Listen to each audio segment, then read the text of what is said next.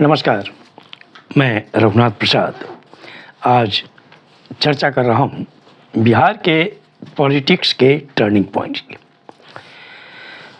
बिहार की राजनीतिक, सामाजिक और आर्थिक स्थिति पर हजारों वर्षों से उच्च जातियों का प्रभुत्व था। 1920 के बाद विभिन्न संगठन बनने लगे। पिछड़ी जातियों में से 3 महत्वपूर्ण जातियाँ यादव, कुर्मी और कोयरी में जागृति आने लगी। इन जातियों के द्वारा 1921 से लेकर 25 के बीच जनेऊ आंदोलन प्रारंभ हुआ, जिसमें इन जातियों ने उच्च जातियों को एक तरह से चुनौती देकर जनेऊ पहनना शुरू किया। परिणाम स्वरूप बहुत गांवों में अपर कास्ट और बैकवर्ड कास्ट के बीच कन्फ्रंटेशन हुआ। 30/5/1933 को पिछड़े वर्ग की इन 3 महत्वपूर्ण जातियों के द्वारा एक संगठन बनाया गया, जिसका नाम त्रिवेणी संघ पड़ा। इसका वस्तुतः उस समय बिहार में कांग्रेस पार्टी के अपर कास्ट के प्रभुत्व के विरुद्ध था।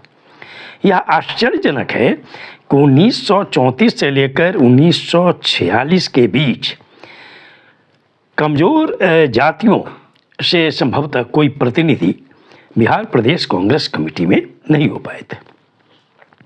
1930 से लेकर 1960 के बीच कांग्रेस पार्टी में ब्राह्मण, भूमिहार, राजपूत और कायस्थों का प्रभुत्व बना रहा। वैसे इन जातियों में भी आपस में प्रतिद्वंदिता बहुत थी। 1952 से लेकर 1962 तक लेजिस्लेटिव असेंबली में 40% सीटों पर इन्हीं 4 जातियों का कब्जा हुआ करता था। इन लोगों को अनुसूचित जाति और अल्पसंख्यकों का भी पर्याप्त समर्थन मिल रहा था। देश की आज़ादी के बाद बिहार में वामपंथियों और समाजवादियों का प्रभुत्व बढ़ने लगा। खासकर जेपी और लोहिया के साथ बड़ी संख्या में लोग जुड़ने लगे।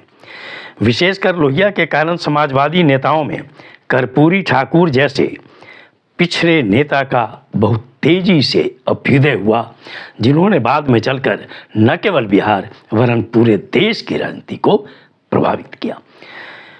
1967 की सरकार में श्री कर्पूरी जी उप मुख्यमंत्री हुए तथा पिछड़े वर्ग से बीपी मंडल और श्री भोला प्रसाद सिंह जैसे नेता मंत्री हुए। 1967 से 1972 तक सरकारों की अस्थिरता का दौर रहा। 1969 में मध्यावधि चुनाव भी हुआ। 1967 से 1972 के बीच पिछड़े वर्ग से श्री सतीश प्रसाद सिंह, श्री बीपी मंडल, दारोगा प्रसाद राय, कर्पूरी ठाकुर और अनुसूचित जाति से श्री भोला पासवान शास्त्री जी मुख्यमंत्री के पद पर आसीन हुए। यह सब टर्निंग पॉइंट है बिहार के पॉलिटिक्स का कि सत्ता धीरे धीरे उच्च जाति से पिछड़ी जातियों और अनुसूचित जाति की ओर खिसकने लगी थी। 1967 से 1988 तक ये जो दौर था, ये वस्तुतः कहिए कि उसमें बिहार की राजनीति का आभा मंडल जननायक कर्पूरी ठाकुर के इर्द गिर्द घूमता रहा, चाहे वो सत्ता में रहे हों या विपक्ष में रहे हों। कर्पूरी ठाकुर पिछड़ों, कमजोरों, दलित, अल्पसंख्यकों की आवाज़ जिंदगी भर बने रहे। इस अवधि में कांग्रेस पार्टी ने भी पिछड़े वर्ग से आने वाले श्री दारोगा प्रसाद राय जी को मुख्यमंत्री पद पर आसीन किया। 1977 के चुनाव के बाद श्री कर्पूरी ठाकुर और श्री राम सुंदर दास मुख्यमंत्री बने, लेकिन 1980 से लेकर 1990 के बीच फिर कांग्रेस पार्टी चूँकि सत्ता में रही, तो ये दौर फिर उच्च जाति के हाथ में चला गया, यहाँ पर मुख्यमंत्री पद।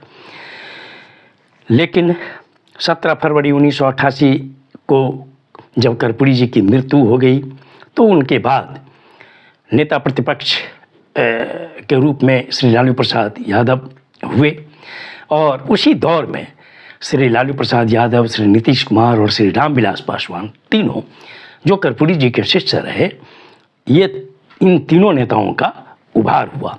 श्री रामविलास पासवान ने जनरली केंद्र की राजनीति में शिरकत की, लेकिन श्री कर्पूरी ठाकुर, श्री लालू प्रसाद यादव और श्री नीतीश कुमार ज़्यादातर बिहार की राजनीति को ही प्रभावित करते रहे। यद्यपि केंद्र में ये दोनों व्यक्ति भी मंत्री रहे अलग अलग दौर में। अब जो उभार की स्थिति है, 1989 का जब लोकसभा चुनाव हुआ तो उस वक्त पिछड़े वर्ग और उच्च जातियों के एमपी की संख्या 18-18 हो गई। 1990 के विधानसभा चुनाव में उच्च जातियों के 105 एमएलए के विरुद्ध पिछड़े वर्ग से एमएलए की संख्या 117 हो गई। SC/ST माइनॉरिटी को मिलाकर यह संख्या और बड़ी हो गई और लालू प्रसाद यादव जी मुख्यमंत्री हुए। उसके बाद राबड़ी जी मुख्यमंत्री हुई और 2005 से 10 महीने की अवधि को छोड़कर श्री नीतीश कुमार मुख्यमंत्री हैं। 10 वर्ष की अवधि में श्री जीतन राम मांझी जी मुख्यमंत्री रहे। श्री नीतीश कुमार जी के द्वारा उनका एक तरह से कहिए कि मनोनयन हुआ। और इस प्रकार अब जो राजनीति है बिहार की, उसमें सत्ता करीब करीब पिछड़े वर्ग के हाथों में है। और अब तो भारतीय जनता पार्टी का जो अध्यक्ष पद है वो भी पिछड़े वर्ग के एक नेता के हाथ में है। और अब ये जो परिस्थिति है वो एक तरह से पूरा पॉलिटिक्स कमज़ोर वर्ग के हाथ में चला गया। ये वीडियो आपको अच्छा लगा हो तो निश्चित तौर पर लाइक करें, शेयर करें। अब तक मेरे चैनल को आपने सब्सक्राइब नहीं किया, सब्सक्राइब करें, बेल आइकन को टच करें ताकि मेरे हर आने वाले वीडियो का नोटिफिकेशन आपको तुरंत मिल जाए। आप सभी लोगों के लिए शुभकामनाएं। धन्यवाद। जय